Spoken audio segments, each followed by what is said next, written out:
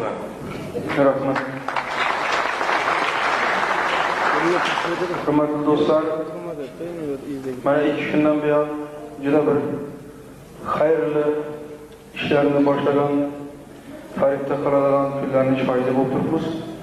Do'stimiz Akajonning mehnatlari albatta zoya ketmagan. Buning har kungi baland pardalarda nima uchun bu baland pardalarda chiqaraveradi ekan? Bir ozdan dam olsam bo'lardi, jora bu o'zingni o'ta o'g'irma deb aytsam, "Ay, sen tushunmaysan, qo'yaver" deydi.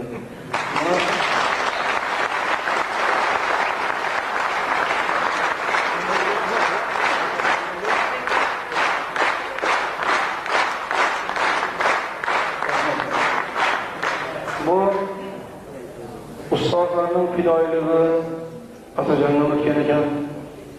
Shuning uchun ham yonib kuylaydi ekan bu.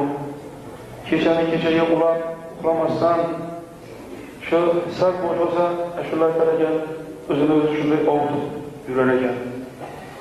Mana bugun mana shu 2 kun ichida biz Atajon ijro qilgan qo'shiqlarni tingladik. Va ko'plardan maza qildik, o'zimiz ham haqiqiy muxlis bo'lib turdik.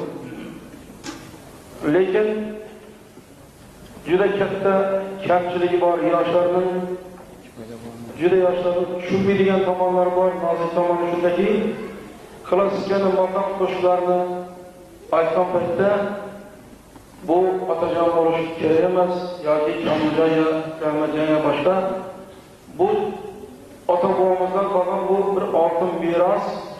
Shuni asosiy negizini topib o'rganib olish kerak klassik kuylarni.